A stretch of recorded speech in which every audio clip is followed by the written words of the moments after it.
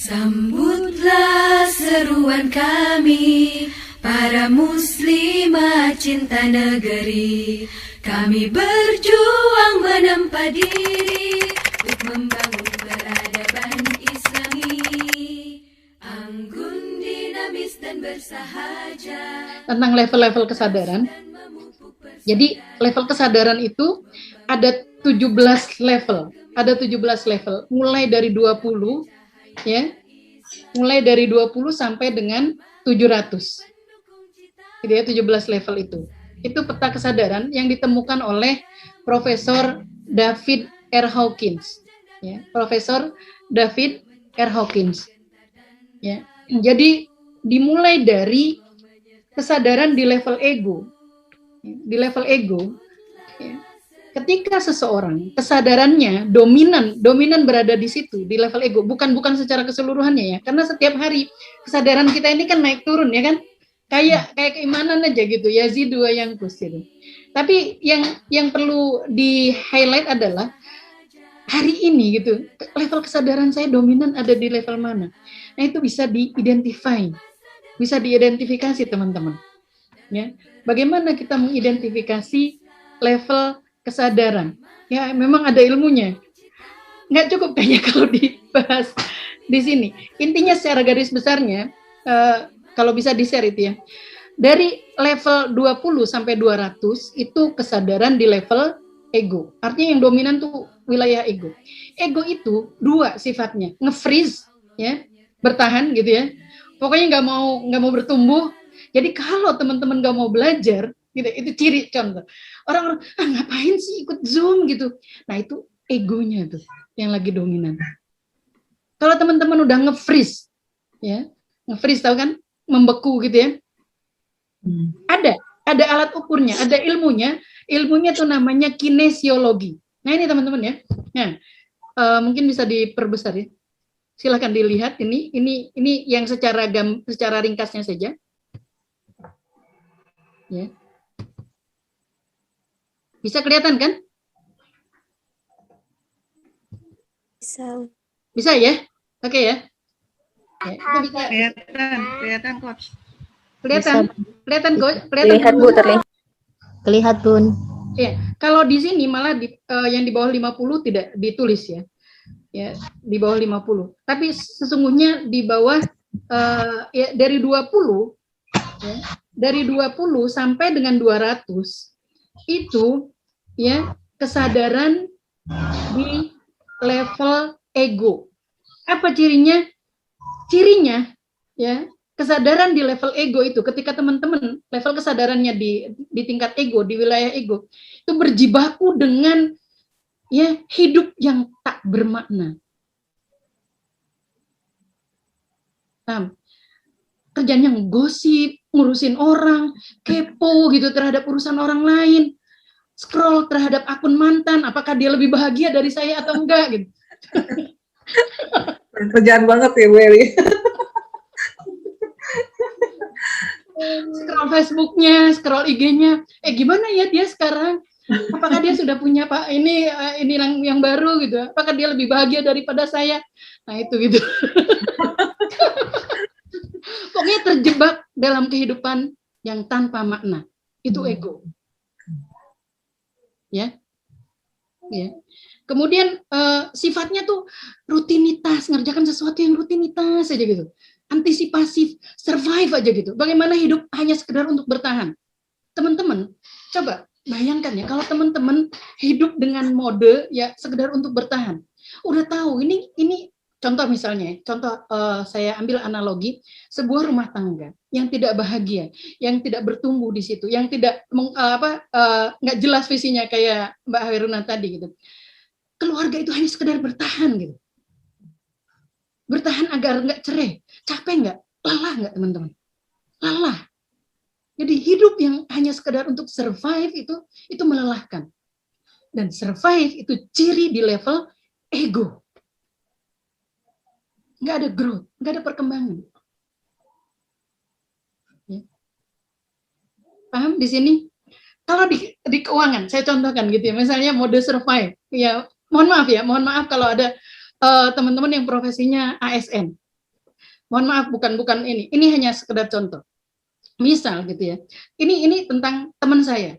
Ceritanya teman saya, bukan tentang teman ibu-ibu, bukan tentang kalian. Misal dia sebagai seorang ASN dengan gaji 5 juta satu bulan.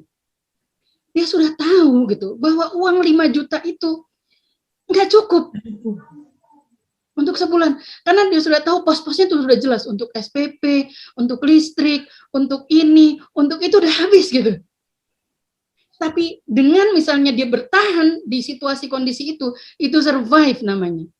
Hanya sekedar bertahan aja, udah tahu nggak cukup. Begitu terima gaji, ini tentang teman saya.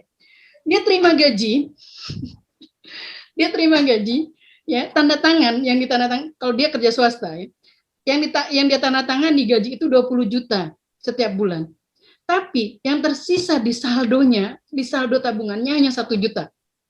Dan dia hidup ya 1 bulan dengan uang 1 juta itu. Karena yang lainnya untuk cicilan mobil, cicilan rumah, cicilan ini dan sebagainya. Habis. Itu di sisi keuangan. Jadi kalau teman-teman misalnya ada ya, kita melihat orang udah jelas gitu, udah jelas nggak mencukupi keuangannya untuk biaya standar saja, untuk hidup standar saja gitu, nggak cukup. Tapi dia nggak melakukan action apa-apa gitu ya, nggak melakukan ikhtiar apa-apa, ya sudah bertahan aja, ya sudah, itu kan mindset lagi, ya sudah emang saya segini ininya gitu. Gimana itu gitu? Capek kan? Capek, kehidupan yang sangat melelahkan. Ya, ketika kalian hanya sekedar bertahan. Gitu ya. Hidup yang situasi atau kondisi yang hanya untuk sekedar bertahan itu melelahkan. Nah, itu hanya rutin aja begitu, nggak warna-warni gitu ya kehidupannya gitu ya. Ya kan begitu. Itu hanya menjaga hal-hal yang sifatnya antisipatif saja. Rutinitas gitu. Ya udah segitu gitu, aktivitasnya juga itu aja gitu ya. Maka kalau misalnya aktivitasnya itu aja, wajar nggak kalau penghasilannya juga itu aja, segitu aja gitu. Wajar kan? Masuk akal nggak? Masuk akal. Nah, itu di level ego. Jadi bagaimana teman-teman ya, level kesadaran seseorang itu berbanding lurus dengan perolehan rezekinya. Serius. Ya. Dan ini bukan hanya tentang apa yang kita terima, apa yang kita miliki, bukan. Tapi yang paling utama lagi-lagi adalah tentang mindsetnya, menginstall mindset itu.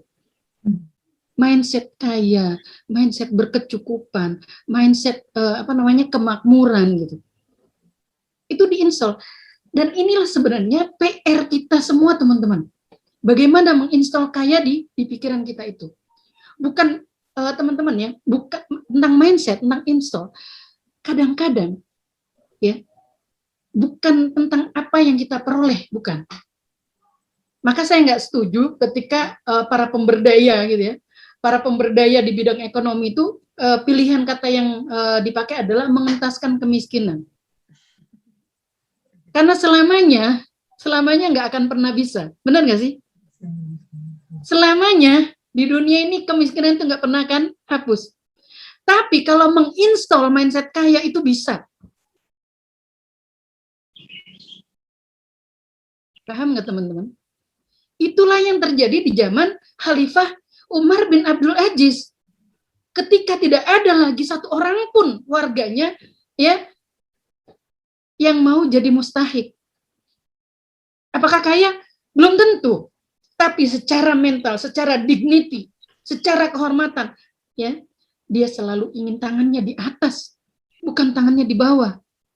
Itu gitu. Itu yang harus kita bangun. Dan terus terang teman-teman, sepanjang karir saya sebagai coach ya, sebagai mentor bisnis, mindset yang paling susah dirubah itu adalah mindset yang dilandasi oleh nilai-nilai yang religius. Paham teman-teman? Ya, kalau teman-teman saya emang nggak mau kaya gitu, saya takut kaya karena uang itu kotor misalnya, karena orang kaya itu sombong, susah itu. Kan sering kan familiar di ini, orang kaya itu lama dihisabnya, benar nggak? Iya nggak? Benar nggak? Benar nggak, Neng? Hairuna? Jangan jadi orang kaya. Orang kaya itu lama dihisabnya. Gara-gara hadis merangkaknya Abdurrahman bin Auf itu, Umi. salah maksud hadis dia. Salah, ya. Terlaks Padahal dengan kan hadis. lama atau sebentar itu kan bukan masalah lama ya, tapi ujungnya kan. Kalau misalnya lama nunggunya, tapi kalau misalnya lama karena nunggu diperiksa dan sebagainya, tapi nunggunya di launch gitu. Kan enak. Salah ya nggak? Lagi nunggu aja gitu, kita udah happy gitu. Karena kita tahu dengan amal kita, dengan uang kita tuh kita sodako, kita menyantuni janda dan sebagainya, itu aja udah happy. Itu udah surga sebelum surga yang sesungguhnya. Gitu. Maka kata Ibnu Taimiyah gitu ya, seseorang tidak akan pernah masuk surga di akhirat sebelum dia merasakan surga di dunia. Jadi Allah sudah ngasih DP kepada orang-orang baik, orang-orang soleh, orang soleha itu kenikmatan, kebahagiaan di hati mereka karena perbuatan baik mereka yang terkait dengan harta. Itulah surga sebelum surga. Dikasih perskotnya. Ini kamu rasain dulu. Gitu. Dan kata Ibnu Taimiyah, ya tidak akan pernah masuk surga ya di akhirat nanti sebelum kalian merasakan surga di dunia. Ya, surga di dunia itu adalah jiwa yang mutmainnah tadi, ya, yang dipanggil oleh Allah ya ayyuhalladzina, ya gimana ya, ayat Tuhan nafsul mutmainnah irji'i ila rabbiki radiyatan mardiyah. Fadkhuli fi ibadi wadkhuli jannati. Masuklah kalian ke dalam jamaah hamba-hambaku, masuklah kalian dalam surga. Kalau teman-teman utuh memahami Islam itu, ya, insya Allah nggak akan terjadi mindset yang salah tadi. Bukankah alam barzah, alam kubur itu merupakan lorong dari lorong-lorong surga, atau sebaliknya lorong dari lorong neraka? Ya. Seseorang yang akan menempati posisinya di surga itu sudah diperlihatkan ketika di kubur gitu. Jadi nggak masalah lama atau sedikitnya gitu nunggunya itu, kalau kita nunggunya itu di tempat yang menyenangkan gitu kan. Itu makanya serius. Kok jadi gini ya? Kok jadi sampai ke sini-sini ya? Itu karena saya gemes banget gitu. Pokoknya mindset yang paling susah dirubah itu adalah mindset yang dilandasi oleh nilai-nilai religius, karena itu kuat banget. Padahal kadang-kadang ya persepsi kita tentang hadis itu hanya sepotong gitu. Coba sih teman-teman, 10 sahabat yang dijamin masuk surga itu 9-nya adalah pengusaha. Jadi tergantung kita, apakah uang itu merupakan anugerah, uang itu sarana untuk mendekatkan diri kita kepada Allah, untuk takarub kepada Allah, atau uang itu sebagai tadi, ya sumber masalah gitu. Ya sudah kalau misalnya uang itu sumber kesombongan, ya udah gitu. Ya wajar kalau dia jauh dari uang gitu, karena memang mindsetnya tidak menerima. Disinilah teman-teman sekalian, ya Allah berfirman di dalam hadis qudsi, ana inda dzanni abdi bi. Saya tergantung prasangka hambaku kepadaku. Jadi gitu ya, Neng. Jawabannya panjang gitu, satu sesi sendiri. Gimana caranya meningkatkan level kesadaran? Ya, dengan menyadari ya kondisi saat ini, apa yang kalian rasakan, kemudian peristiwa-peristiwa masa lalu, pola asuh yang membentuk kalian sehingga kalian punya mindset seperti itu gitu. Karena itulah apa kita hari ini, bagaimana kualitas kehidupan kita hari ini, itu hasil dari pengalaman, experience, bacaan, ya nggak? Pendidikan, pengasuhan yang kita terima selama ini kan gitu. Ya. Ada salah satu klien saya itu yang selalu terjebak dalam situasi gali lubang tutup lubang. Hutang terus gitu. Ya, hutang untuk menutupi hutang yang ini, kemudian hutang lagi. Begitu. Kenapa? Karena dia punya ya pengalaman ya terkait dengan uang, pengalaman yang tidak menyenangkan terkait dengan uang. Ya. Experience-nya, pengalamannya di masa lalu, uang itu sumber penderitaan. Uang itu sumber penghinaan. Kejadiannya waktu itu dia usia kelas 5 SD. Ya, minta SPP sama bapaknya. Le, Bapak lagi nggak punya uang. Coba kamu ke tantemu, ke bulekmu gitu ya. Kamu ke bulekmu, kamu minta ke bulekmu. Sesampainya di rumahnya buleknya, dia dimarah-marahin sama buleknya. Gimana sih bapak kamu itu? Gereso nggawe anak raiso ngopeni gitu. Tahu kan orang Jawa kan? Ya. Gimana sih bapak kamu tuh cuma bisa bikin anak tapi nggak bisa membiayai gitu. Nggak bisa memelihara gitu. Nah itu merusak harga dirinya gitu ya. Merusak harga dirinya. Saat itu dia merasa terhina. Sehingga dia merasa karena self esteemnya sedemikian rupa terhadap uang, kaitannya dengan pengalaman masa lalu, dia merasa nggak berharga untuk sukses. Ketika kesadaran ini mendominasi dia, maka bisnis apapun nggak bisa, nggak jalan. Selalu gitu, pokoknya terpuruk dari situasi gali lubang, tutup lubang, gali lubang, tutup lubang itu. Semua mindset kita itu ada akar peristiwanya di masa lalu. Nah, terus gimana dong, Bun? Harus ya ngambil keputusan untuk melakukan pemaafan, forgiveness gitu.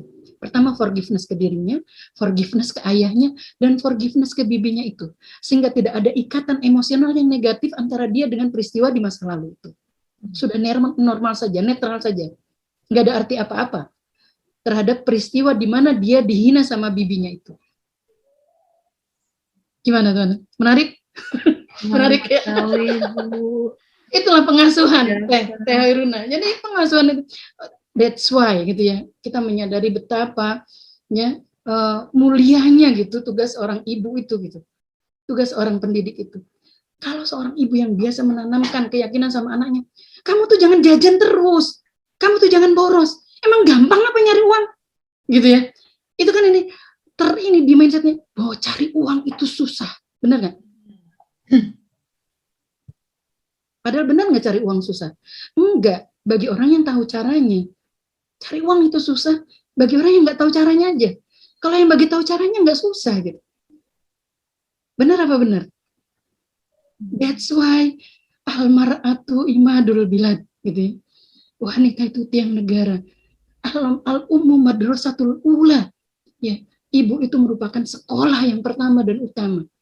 Seorang ibu itu tangan kirinya ya menggendong bayi gitu ya, tangan kanannya menggendong, tangan kirinya menggoncang dunia. Itu apa? Karena ucapannya, karena pola asuh yang dia sampaikan kepada anak-anaknya, karena seeding of mindset, seeding of belief, menanamkan keyakinan kepada anak-anaknya. Itu tugas mulia kita sebagai orang tua. Dan dari sini semua akar permasalahan benang kusut carut marut misalnya ya kehidupan seseorang itu.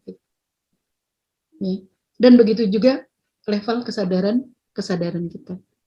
Gitu ya. Semoga dengan jawaban ini nggak puas ya, teman-teman nyari referensi lagi, ingin belajar lagi, ingin cari lagi tentang bagaimana sih peran kesadaran di dalam membentuk realitas kita, gitu ya, membentuk kehidupan kita. Itu dari saya. Jawabannya silakan Ustazah Hairuna menambahkan. Nah, itu memang harus berhari-hari sama Umi Eli ini mah. Ya, berkaitan dengan yang tadi postingan remaja bla bla bla bla bla bla, gimana pandangan pembicara tentang fenomena yang semakin terlihat jelas ini?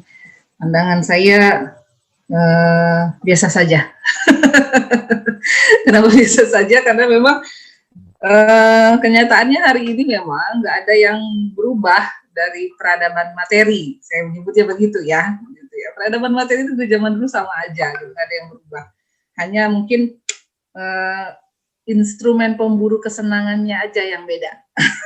Gitu.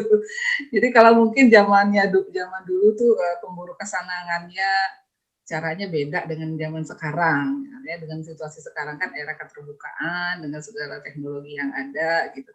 Tapi memang talbis iblis itu ya sama, talbis syaitan itu sama. Saya menganalogikan seperti ini.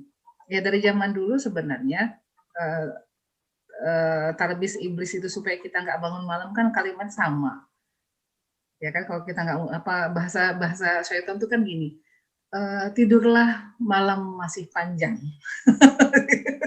Nah, itu talbisnya kan sebenarnya sama aja dari zaman dulu ya kayak gitu. Zaman sekarang yang sama gitu. Tidurlah malam masih panjang. Dan memang kita mau talbisnya sama tapi tetap aja tergoda kan gitu. Jadi apa upaya mitigasi dari dalam keluarga? Saya kembali ke 3 tadi sih sebenarnya, artinya Quran itu kan sudah utamanya dalam konsep, saya menemukan konsepsi benang merah pendidikan dari para nabi maupun para artinya orang-orang ketika Allah menyebut innallaha astafa Adam wa Nuhan wa ala Ibrahim wa ala Imran ala alamin, sesungguhnya Allah telah memuliakan Adam, lalu kemudian Allah telah memuliakan Nuh wa ala Ibrahim wa ala Imran ala alamin. Allah telah memuliakan Ibrahim, lalu kemudian Allah telah memuliakan keluarga Ibrahim, dan Allah telah memuliakan keluarga Imran alal alamin di masanya. Yang menarikkan sebenarnya di sini Imran ini kan bukan nabi, bukan rasul. Tapi dalam ayat ini kita akan lihat bahwa Allah memuliakan Imran ini bukan keluarga nabi, bukan keluarga rasul, tapi derajat mulia keluarga Imran ini setara dengan keluarga nabi dan keluarga rasul. Maksud saya apa di sini?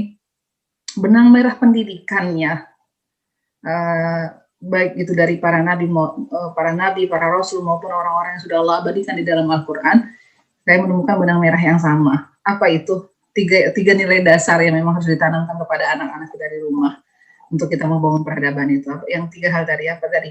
Kurikulum menjadi hamba yang pandai bersyukur, kurikulum tauhidullah, dan kurikulum ta'alluq. Nah, keterhubungan terus seluruh anggota keluarga itu dengan Allah. Kalau itu ada tertanam di dalam keluarga kita, saya menyebutnya sih banyak ya, banyak cara, banyak dialog yang bisa kita lakukan dengan anak-anak kita di rumah.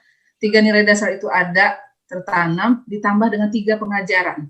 Ya, 3 pengajaran itu apa? Aqimis shalah yang disebutkan oleh Luqmanul Hakim. Kemudian apa? Luqman juga menyebut tentang pengajaran akhlak, ya kan? Dan yang ketiga itu adalah adab. Nah, itu 3 pengajaran. Jadi 3 nilai dasar dan tiga pengajaran yang diajarkan kepada anak-anak kita. Insya Allah itu menjadi mitigasi terbaik gitu, karena itu sudah Allah gariskan gitu ya. Jadi pada akhirnya ilmu tentang keluarga memang baiknya dimulai. Ya, ilmu tentang berkeluarga itu memang bahkan bukan hanya dibangun sejak mereka remaja kalau menurut saya. Jadi begini. Anak itu kan belajar sesungguhnya mulai dari dalam.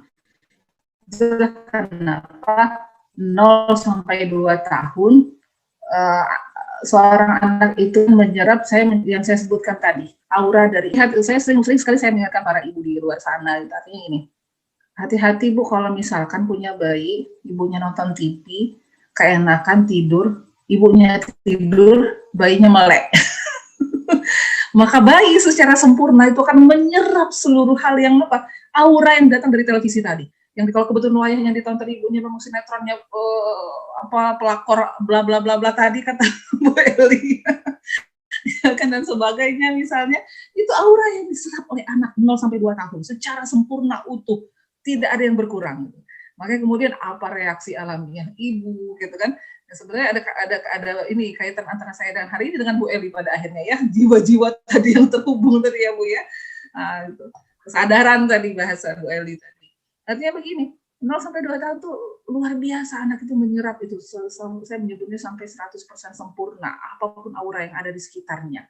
Dan maka jangan pernah disepelekan gitu kan. Dari mulai kenapa kita dari dalam perut itu membangun saya menyebutnya tadi ta'alluqnya seorang ibu kepada Allah, keterhubungan seorang ibu kepada Allah itu betul-betul sangat menjaga anak nantinya. 0 sampai 2 tahun itu dia menyerap aura secara sempurna. 2 sampai 7 tahun indranya yang paling dominan itu adalah indera pendengaran, gitu ya.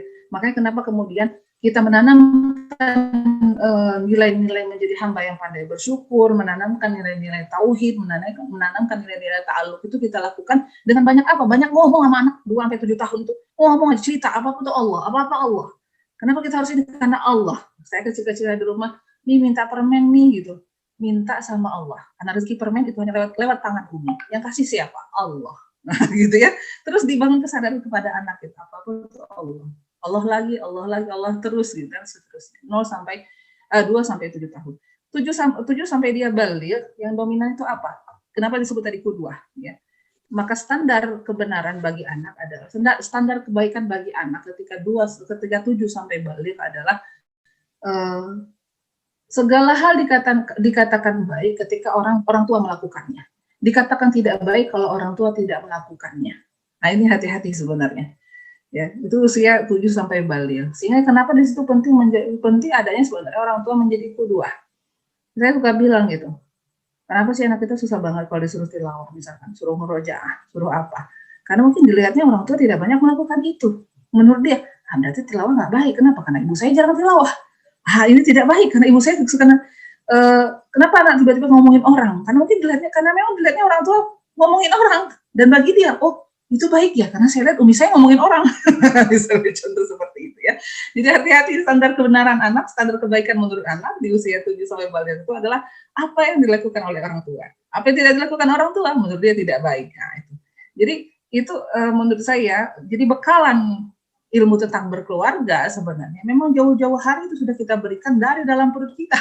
Semuanya berproses menjadi nilai-nilai pendidikan gitu, bagi anak kita nantinya. Dia menjadi akumulasi. Kata disampaikan oleh Bu Edi tadi, luar biasa. Rekaman masa lalu 5 tahun ya masih SD 5 tahun sehingga kemudian membentuk sebuah proses kesadaran yang salah tentang makna uang. Artinya apa?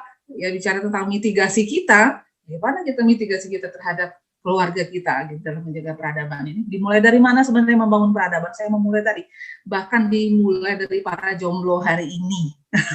Ya, jomblo-jomblo hari ini itu harus menjaga kesadaran jiwanya, kebersihan dirinya, gitu ya. Saya sering sampaikan di beberapa pertemuan. Kenapa Maryam itu begitu Allah abadikan di dalam Al-Quran gitu. Salah satunya adalah Maryam itu terkenal dengan perawan suci, gitu kan. Perawan sucinya apa? Sebatas apa kesucian Maryam? Nah, kita temukan di dalam tafsir. Sucinya Maryam bukan hanya Maryam tidak pernah berinteraksi dengan laki-laki, bukan hanya Maryam tidak pernah bertemu dengan laki-laki kecuali mahramnya ya, Nabi Zakaria dan sebagainya, tetapi sucinya Maryam sampai Maryam memang tidak pernah memasukkan laki-laki dalam pikirannya. Sucinya Maryam disebutkan begitu dalam tafsir. Hari ini cari anak perempuan yang nggak mikirin laki-laki di mana?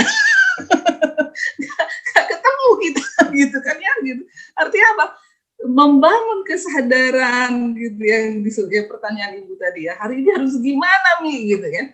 Nah, balik lagi, bagaimana dulu cara Maryam menjaga dirinya? Ya, salah satunya tadi, ta'alluqnya Maryam kepada Allah. Keterhubungan Maryam terus kepada Allah. Itu yang dilakukan oleh Maryam. Sehingga tampillah Maryam itu menjadi perempuan-perempuan kokoh ya. Yang paling Allah abadikan di dalam Al-Quran itu kan kekokohan jiwanya Maryam itu.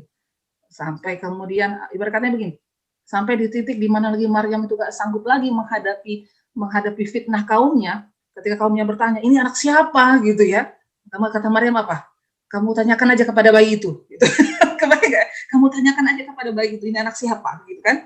Saking apa? Ta'alluqnya Maryam kepada Allah. Kamu gak yakin? Ibu mana yang ketika ditanya kayak gitu, kamu tanya aja bayi ini. Bayi mana yang bisa jawab kan? Qadarullah, ternyata mukjizat Allah, bayi itu bisa menjawab gitu kan. Bahwa dia adalah utusan Allah dan sebagainya. Kalau saya melihat hari ini, bayi yang kalau saya melihatnya gini, bayinya Maryam itu adalah karyanya para ibu hari ini. Nah, gitu. Kita itu nggak usah jawab apa fitnah orang lah, nggak usah ngejawab apa caci orang kepada diri kita. Tunjukkan saja kinerja terbaik kita kepada umat ini, tunjukkan kinerja terbaik kita kepada masyarakat. Pada akhirnya nanti apa? Ta'alluq, karena ada dasarnya ta'alluq kepada Allah itu, Allah yang akan karya kita itulah yang akan menjawab persoalan tadi. Jadi baiknya tadi ya. Jadi kunci saya kembali kepada pertanyaan tadi. Ya, ilmu tentang keluarga itu baiknya dibangun kapan? Jauh dibandingkan bukan hanya saat remaja, tapi saat anak-anak kita memang masih dari dalam perut pun harus dibangun. Saya kalau saya mohon maaf, saya mau menceritakan ke diri saya pribadi saja. Ya, lagi di dalam saja misalkan. Saya harus turun ke masyarakat misalnya, itu situasi jalan luar biasa, masuk hutan dan sebagainya, lagi hamil besar. Saya katakan kepada anak saya di dalam, "Nak, kita sedang jihad hari ini, maka jadilah pribadi yang kuat." Itu proses ya. proses mengeluarkan yang ada di dalam itu sejak kapan ya? Sejak dia ada di dalam itu terus kita lakukan. Mungkin itu, insya Allah cukup. Terima kasih kepada para narasumber yang telah menjawab pertanyaan dari para penanya. Kembali nih Bu Elia, maaf ada pertanyaan kembali, bagaimana mengukur skala yang seperti ini Bu? Bisa menentukan dia berada di skala 50, 50, 100 itu apakah ada alat ukurnya atau bagaimana cara mengukurnya? Iya, baik langsung saya jawab ya. Ada ilmunya untuk mengukur skala kesadaran itu. Namanya ilmu kinesiologi. Ya, ilmu kinesiologi. Itu diukur dari ketegangan ototnya. Kalau misalnya saya nanya dari ngomong gitu dengan Teh Khairuna, namanya siapa gitu ya? Namanya Khairuna ya gitu ya. Nah kalau memang iya benar gitu ya, ketika saya pegang tangannya itu kenceng gitu. Tapi kalau misalnya ini namanya Siti ya, tiba-tiba lunglai gitu. karena bukan Khairuna, kayak gitu ngetesnya. Jadi dites ya beberapa peristiwa gitu ya, kejadian atau apapun tentang sikap gitu, pendapat dia tentang ini dan itu. Kalau memang itu sebuah kebenaran gitu, kebenaran yang ada pada dirinya gitu, maka dia ototnya tuh ini dari maskernya tuh pokoknya kenceng gitu. Tapi kalau misalnya dia berbohong ini dan sebagainya, itu akan lemes lunglai ya, otot-otot besarnya. Begitu cara ngukurnya. Ilmunya khusus, itu namanya ilmu kinesiologi ya, untuk mengukur level kesadaran itu. Gitu nih. Persaudaraan membangun masa depan dan gemilang,